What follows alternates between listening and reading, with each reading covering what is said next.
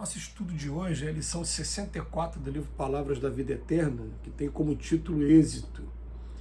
Se vós estiverdes em mim e as minhas palavras estiverem em vós, pedireis tudo o que quiserdes e vos será feito.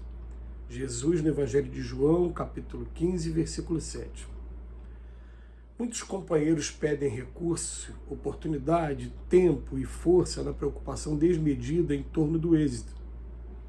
Sonhando realizações mirabolantes, acabam frustrados na mania de grandeza. Dizem-se interessados na lavoura do bem, mas para cultivá-la esperam a execução de negócios imaginários, a aquisição de poder, a posse do ouro fácil ou a chegada de prêmios fortuitos. E complicando a própria estrada, observam-se de chofre, em presença da morte, quando menos contavam com semelhante visita. Entretanto, o conquistador do maior êxito de todos os tempos não se ausentou do mundo como quem triunfava.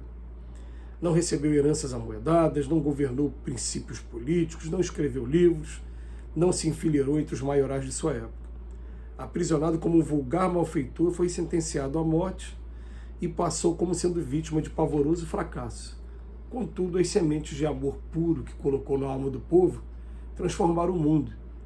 Repara Jesus e perceberá que o nosso problema não é de ganhar para fazer, mas de fazer para ganhar.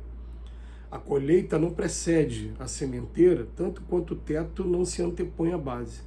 Sirvamos ao bem, simplificando o caminho, de vez que a vitória real é a vitória de todos, convictos de que não precisamos gastar as possibilidades da existência em expectativa e intenção, porquanto se estivermos em Cristo, tudo quanto de que necessitamos será feito em nosso favor no momento oportuno. É interessante, gente, a gente pegar esse versículo do Evangelho de João e a gente meditar nele, porque ele fala assim: se vós estiverdes em mim, minhas palavras estiverem em vós, pedirei tudo o que quiseres e vos será feito. O que ele está querendo dizer assim? Ele está querendo dizer que se a gente estiver junto com Cristo e a mensagem dele estiver dentro da gente, dentro dos nossos corações, tudo o que eu pedir, né, vai ser realizado. Mas a gente tem que aprender a interpretar isso. Por quê? Porque a gente vai entender o seguinte: nós não somos homens, nós somos espíritos que estamos nesse momento encarnados aqui nesse mundo. Mas daqui a pouco, é muito rápido isso, daqui a pouco a gente desencarna, sai do corpo e volta aí para o mundo dos espíritos, que é a casa principal nossa. Então, nós somos espíritos, primeira coisa que a gente vai colocar na cabeça. Quando a gente ouve falar dos espíritos assim, né? Os espíritos mais evoluídos podem muito mais, têm acesso às várias moradas do Pai, não ficam presos, não ficam circunscritos numa determinada região, igual a gente está aqui, embora essa seja região para a gente seja muito grande. O nosso planeta é um planeta muito grande e que são pouquíssimos os privilegiados que conseguem conhecer os continentes, conseguem, né, conhecer uma grande parcela do nosso planeta. Mas esse planeta, quando a gente olha para cima à noite, principalmente, quem tem oportunidade de pegar um telescópio, é uma ínfima parte da criação.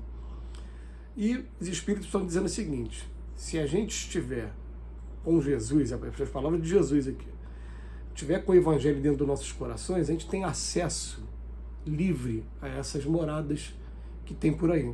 Por quê? Porque quem já está com o bem, com o amor instalado definitivamente dentro de si, já está preparado para ajudar em qualquer lugar que possa ir. Né? Aí ele vem falar para a gente: pô, se eu estiver dessa maneira, eu posso pedir o que eu quiser. Mas, gente, quem está dessa maneira sabe o que vai pedir. A gente tem que aprender que é o seguinte, que a gente, se for para fazer uma interpretação literal, então se eu estiver com Jesus, eu peço qualquer coisa de realização material, e aqui está dizendo que eu vou conquistar. Será que é isso que está dizendo aqui? Será que está dizendo que eu, estando com Jesus, trazendo o Evangelho para dentro de mim, eu vou pedir uma casa, ele vai me dar uma casa, eu vou pedir muito dinheiro, ele vai me dar dinheiro? Será que é isso? Ou será que são os valores do Espírito? Quem está falando para a gente? Até porque quem já conquistou os valores do Espírito não vai estar preocupado com o gozo dos bens materiais aqui, com essa coisa toda, essa preocupação toda do ser humano, não vai estar preocupado com isso. Né? E outra coisa, né? A gente sabe que a matéria ela foi criada para proporcionar a evolução do espírito. Tudo bem. A gente sabe que enquanto a gente está aqui na Terra, a gente precisa sim dos bens materiais.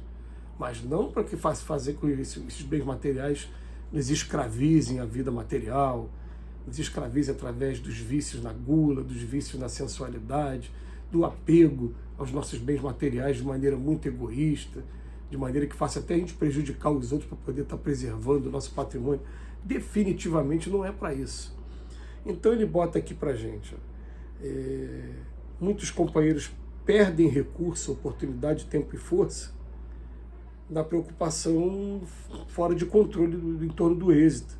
Por quê? Porque eles sonham realizações mirabolantes, acabam frustrados na mania de grandeza. Todo mundo acaba tendo um sonho material, sonho, eu queria ter uma casa, não, mas depois que tem a casa, agora eu quero ter uma casa de veraneio, eu quero ter uma casa de passeio, eu quero ter muito dinheiro para poder viajar e estar sempre conhecendo lugares novos, porque viajar é muito bom. E aí começa sempre a desenvolver esses costumes que, na verdade, vão entorpecer o espírito. Vão estar prendendo a gente na matéria. Agora, a gente é proibido de fazer isso? A gente é claro que não. Mas sempre que a gente conseguir dar uma utilidade, né, a esse tipo de evento, Chico Xavier falando assim, o segredo para a gente viver aqui no mundo nosso é trabalho, vírgula, trabalho, vírgula, trabalho. Lembrando que cada vírgula é a pausa que a gente tem para recompor as nossas energias. O trabalho aqui na Terra, o trabalho útil, ele é uma terapia para que a gente mantenha a saúde da mente. A verdade é essa. Agora, quando a gente começa a fugir disso, eu me lembro assim, de pessoas que estão tendo dificuldade muito grande, inclusive de aposentar. Porque na hora que conseguem a aposentadoria, olham para frente e ficam, meu Deus, e agora, o que eu faço? Não, nada. Mas quem não faz nada, os músculos começam a estiolar, a mente começa também a ficar pequena e daqui a pouco começa a tomar o caminho da inutilidade que vai levar fatalmente à morte até do corpo físico. Então, até nesse ponto, eu tive a oportunidade de conversar com algumas pessoas e falar para eles, olha, você vai viajar, quer aproveitar o dinheiro que você juntou, nada mais justo, tudo bem.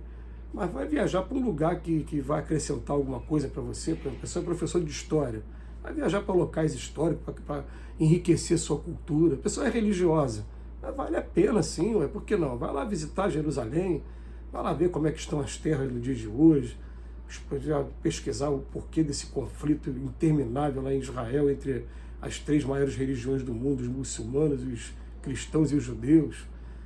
Vai visitar a Grécia, vai visitar o Egito. Isso vale para trazer como recurso, mas se for a trabalho, então, a gente está lá, mas agora já não é aquele trabalho profissional que te exige o tempo todo dedicação. Não, agora você vai, mas vai também fazer um trabalho de pesquisa para daqui a pouco estar escrevendo um livro, é ótimo. Agora, eu conheço pessoas que começaram a visitar pousadas em vários locais do Brasil e do mundo e entraram em depressão. Por quê? Porque não deram utilidade a esse momento. A gente precisa ocupar a nossa mente com coisas que vão desenvolver o espírito mesmo. Vão estar proporcionando para a gente aí aprendizados, aquisições, tanto do campo de vista intelectual como moral. Todo ponto de vista, aquisição do ponto de vista intelectual vale a pena. O espírito tem 2 asas, a asa da inteligência e a asa da moralidade. A asa da inteligência sempre sai à frente. Mas daqui a pouco, com a nossa inteligência, por que eu estou sofrendo? Eu não quero mais sofrer, começa a desenvolver a moralidade. O Espírito de verdade fala para a gente, amai-vos, eis o primeiro ensinamento, instruí-vos, eis o segundo. Tudo que você estudar vale a pena. Agora, ficar achando que o atendimento pleno vai ser tudo que eu quero com relação à vida material. Emmanuel fala para a gente aqui, Jesus não foi um conquistador do tempo dele, não recebeu heranças, não governou político, não escreveu livro, não foi os maiorais da época, no final foi aprisionado como malfeitor. Aí depois ele fala, com tudo que ele deixou, as sementes de amor ficaram por aí e transformam o mundo até hoje. Então repara Jesus e perceberá que o problema não é de ganhar para fazer, a gente tem que fazer para ganhar. E aí está o convite a cada um de nós. Vamos começar a trazer o Evangelho de Jesus para dentro da gente, para que a gente possa pedir e obter aquilo que realmente interessa para a nossa evolução. Que Jesus nos abençoe hoje e sempre.